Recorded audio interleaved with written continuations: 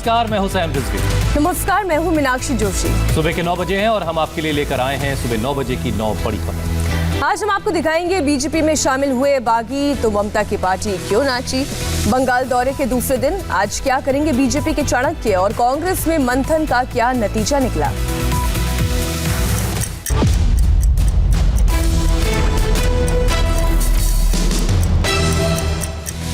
सुबह 9 बजे की 9 बड़ी खबरों की शुरुआत करें उससे पहले इस वक्त की बड़ी खबर आपको दे दें। प्रधानमंत्री मोदी आज सुबह सुबह दिल्ली के रकाबगंज गुरुद्वारा पहुंचे। उन्होंने गुरुद्वारे में गुरु तेग बहादुर को श्रद्धांजलि दी, मत्था टेका। खास बात यह रही कि इस दौरान कोई सुरक्षा का इंतजाम नहीं था और उन्होंने आम श्रद्धालु की तरह गुरुद्वारे में जाकर मत्था टेका और गुरु तेग बहादुर को श्रद्धांजलि दी। बड़ी खबर, देवेंद्र पराशर हमारे सहयोगी इस पर और ज्यादा डिटेल के साथ जुड़ गए। देवेंद्र, क्या अनप्लैंड दौरा था आज का ये रकाबगंज गुरुद्वारे का? जी हाँ, बिल्कुल अनप्लैंड था और अनप्लैंड इस हद तक कि वहाँ प्रधानमंत्री का आमतौर पर जो रूट लगता है जिसके ट्रैफिक रोका जाता है, बैरिकेडिंग की जाती है, ये सारी चीजें भी नहीं की गई थी ताकि किसी जो वहाँ पे श्रद्धालु या विजिटर हैं उन्हें आने में कोई दिक्कत ना हो। इसके चलते प्रधानमंत्री ने एकदम अचानक से दौरा किया। गुरु तेग बहादुर की बात करें तो हम सभी जानते हैं कि सिखों के वो 9वें गुरु थे और उनकी जो सबसे खास बात मानी जाती है वो हिंदू सिख एकता के प्रतीक के तौर पे जाने जाते हैं। ऐसे समय में जबकि औरंगजेब का जो कहर था वो चरम पर माना जाता था, बहुत सारे अत्याचार की चीजें कहानियां जाती थी, तो उन स्थिति में गुरु तेग बहादुर ने चाहे कश्मीर की बात कर लें, मथुरा की बात कर लें, अलग अलग जगह पे जब वहाँ के हिंदू पहुंचे और उन्हें बताया कि किस प्रकार से उनके ऊपर अत्याचार किया जा रहा है, तो गुरु तेग बहादुर ने लोहा लिया था। तो इस तौर पे, इस प्रतीक के तौर पे, हिंदू सिख एकता के प्रतीक के तौर पे उन्हें देखा जाता है और उनकी पुण्यतिथि थी। और देवेंद्र, आज जाने की वजह कोई खास? और गुरु तेग बहादुर की पुण्यतिथि थी, तो कल गुरु तेग बहादुर की पुण्यतिथि थी और निश्चित तौर पे इसी लिहाज से प्रधानमंत्री नरेंद्र मोदी वहाँ पे पहुंचे और आज सुबह जाकर वहाँ पे मत्था टेका है। जी बहुत बहुत शुक्रिया देवेंद्र हमारे साथ जुड़ने के लिए। तो प्रधानमंत्री मोदी रकाबगंज गुरुद्वारे पहुंचे, वहां जाकर उन्होंने गुरु तेग बहादुर को श्रद्धांजलि दी। अब बात बंगाल चुनाव की, जहां गृह मंत्री अमित शाह अपने दौरे के दूसरे दिन रविंद्रनाथ टैगोर के शांति निकेतन जाएंगे। अमित शाह के दौरे के पहले दिन बीजेपी ने टीएमसी को जोर का झटका दिया है, लेकिन जवाब में ममता की पार्टी जश्न मनाने लगी।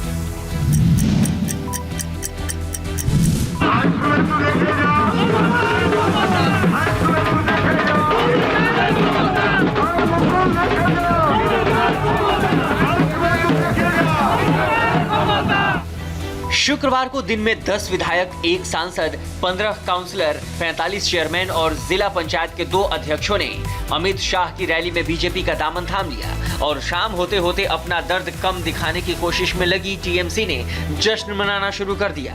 टीएमसी नेता और कांग्रेस के बागियों के बीजेपी में विलय के सूत्रधार शुभेंदु अधिकारी, ममता ने अब इन्हें इनके ही गढ़ में घेरने की रणनीति बनाई है।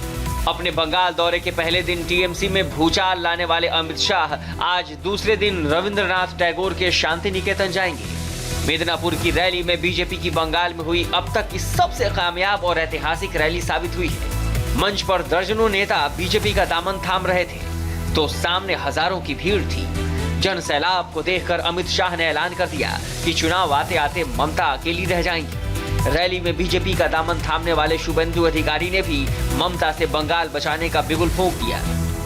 ये तो शुरुआत है, चुनाव आते आते आप अकेली रह जाएगी। चुनाव आते आते जिस प्रकार की सुनामी को मैं बंगाल में देख रहा हूँ मित्रों, इसकी कल्पना शायद ममता दीदी ने नहीं करी होगी। ये लाखों लोगों की भीड़ देख लीजिए दीदी, पूरी बंगाल आज आपके खिलाफ खड़ा हो गया है। पूरा बंगाल आपको हटाने के लिए एक साथ आ गया। এটা থেকে যদি বেরিয়ে আসতে হয় যশস্বী প্রধানমন্ত্রী নরেন্দ্র মোদীর হাতে বাংলাকে তুলে দিতেই হবে, দিতেই হবে, দিতেই হবে। Queen of adoration was his motherland, অর্থাৎ ভারত মাতা হচ্ছেন স্বামী বিবেকানন্দের আরাধ্য দেবী। যদি মা কাউকে বলতে হয় ভারত মাতাকে মা বলবো, অন্য কাউকে মা বলতে পারবো না। मिदनापुर की रैली पर इतरा रही बीजेपी को टीएमसी ने भी अपने स्टाइल में जवाब दिया। आतिशबाजी हुई, नाच गाना हुआ और ममता सरकार में मंत्री मदन मित्रा ने नॉर्थ 24 परगना में अपने समर्थकों के साथ बागियों से मुक्ति की खुशी में जश्न मनाना शुरू कर दिया। इतना जोश मिल गया ना कि जो लोग बेईमान था, अभी ईमानदार लोग रह गए तृणमूल में और बेईमान क्लियर हो गया। और तृणमूल को जो वायरस था, आज तृणमूल फ्री ऑफ वायरस। बहुत खुश है कर्मी लोग, क्योंकि अभी लड़ाई स्ट्रेट, मचकन में कोई ब्रोकर दलाल नहीं है। रुक लेंगे, लड़ लेंगे बीजेपी। 2021 में ममता जी जब 220 का सीट से ज्यादा सीट लेके चीफ मिनिस्टर होंगे, यही लोग फिर घूम के आके तृणमूल में ज्वाइन करने के लिए कोशिश करेंगे। ये भी बात नहीं। आज बंगाल दौरे के दूसरे दिन अमित शाह शांति निकेतन जाने के अलावा बीरभूम जिले में बाउल सिंगर परिवारों से मिलेंगे और एक रोड शो भी करेंगे। कल मिदनापुर की ऐतिहासिक रैली में अमित शाह ने ममता सरकार पर राजनीतिक विरोधियों पर जानलेवा हमला करवाने का आरोप लगाया। अमित शाह के बयान के थोड़ी देर बाद ही उनकी रैली से लौट रहे बीजेपी नेताओं पर अटैक किया गया।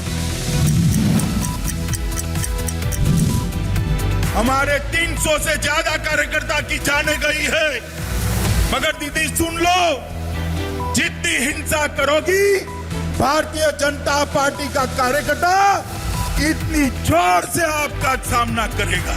मिदनापुर की रैली में अमित शाह ममता बनर्जी की पार्टी पर अपने 300 से ज्यादा कार्यकर्ताओं की जान लेने का आरोप लगा रहे थे और इस रैली से लौटते वक्त भी बीजेपी कार्यकर्ताओं पर हमला हो गया।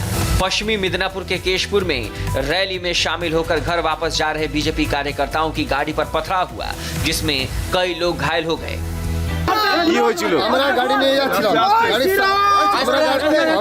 গাড়ি বসে যাচ্ছিলাম, গাড়ির সামনে একজন বোমা ফাটালো দিয়ে তারপরে এবারে সাইড থেকে ইট পাটকেল ছুড়ে আমাদেরকে মারা হয়, আমাদের উপরে হামলা আমার হাতে এবং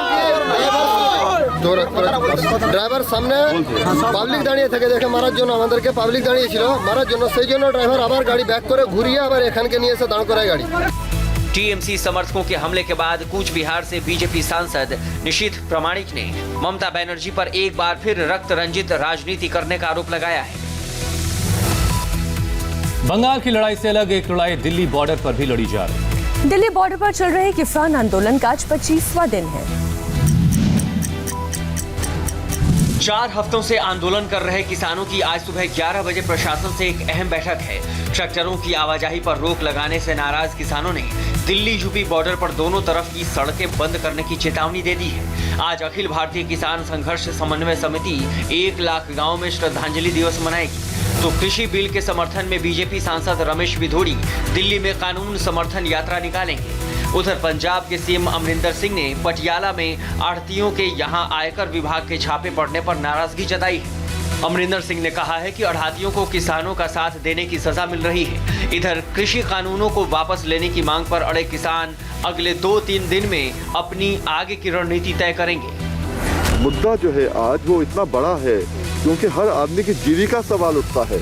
अगर जीविका का सवाल नहीं उठे तो मुद्दा नहीं बनता है। आज इंसान मुद्दा नहीं रहे, जीविका मुद्दा है। अगर हमारा ये बिल लागू हो जाते हैं और छोटी मछली के बड़े ये शार्क्स अगर आ जाते, मगरमच्छ आ जाते हैं तो हमें तबाह कर देंगे, वो मुद्दा है। कृषि कानूनों पर विवाद के बीच यूपी के मुख्यमंत्री योगी आदित्यनाथ आज अयोध्या में एक किसान सम्मेलन को संबोधित करेंगे। किसान अपने हक की लड़ाई लड़ रहे हैं तो कांग्रेस में पार्टी के अंदर पदों की एक तरह की लड़ाई चल रही है। पार्टी में कलह दूर करने के लिए सोनिया गांधी ने कल 5 घंटे तक पार्टी नेताओं के साथ मंथन किया। सोनिया गांधी ने कल पार्टी के भविष्य की रणनीति, नए अध्यक्ष और नेताओं कार्यकर्ताओं की शिकायत को लेकर पार्टी नेताओं के साथ बैठक की। पार्टी अध्यक्ष को चिट्ठी लिखने वाले नाराज 23 नेताओं के ग्रुप से भी सोनिया गांधी, राहुल और प्रियंका ने चर्चा की। मीटिंग में प्रियंका गांधी भी मौजूद थी। बैठक में शामिल कांग्रेस नेताओं ने कहा कि सभी चाहते हैं कि राहुल गांधी एक बार फिर अध्यक्ष बने। कांग्रेस के इस मंथन के बीच पार्टी की संयुक्त सचिव रुचि गुप्ता ने अपने पद से इस्तीफा दे दिया है। राहुल गांधी की करीबी माने जाने वाली रुचि गुप्ता ने अपने इस्तीफे में कहा है कि संगठनात्मक बदलाव में देरी से पार्टी को नुकसान पहुंच रहा है। उधर पार्टी को मजबूत करने की कोशिश में हुए कांग्रेस के मंथन में ये भी तय हुआ कि जल्द चिंतन शिविर रखा जाएगा। बैठक के दौरान राहुल गांधी ने नाराज नेताओं को मनाने की कोशिश की और कहा कि जूनियर बनाम सीनियर नहीं होगा और सब मिलकर काम करेंगे।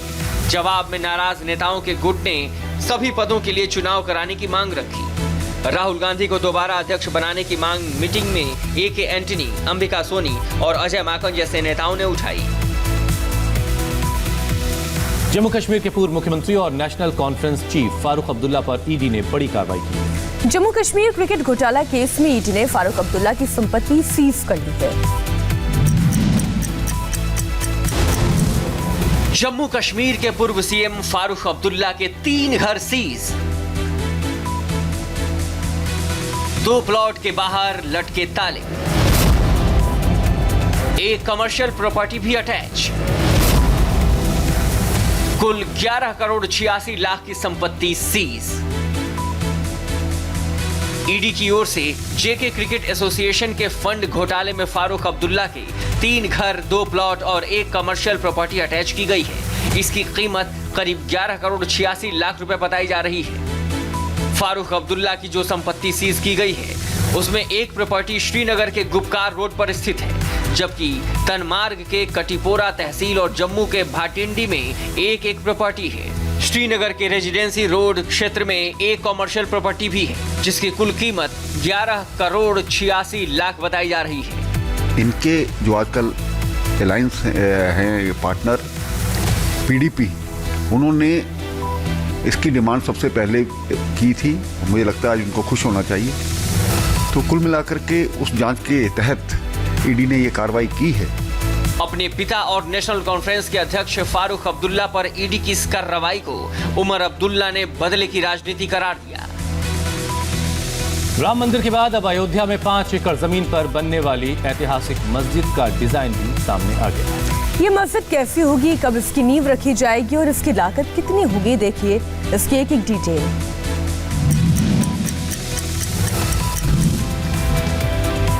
ये उस मस्जिद की तस्वीरें हैं जो अयोध्या में बनने वाली है। डिजाइन देखकर ही अंदाजा लगाया जा सकता है कि ये विश्व की चुनिंदा सबसे खूबसूरत मस्जिदों में से एक होगी, क्योंकि इसे परंपरागत मस्जिद की तरह नहीं बल्कि इस मस्जिद के आर्किटेक्चर में भविष्य की झलक दिखाई देगी।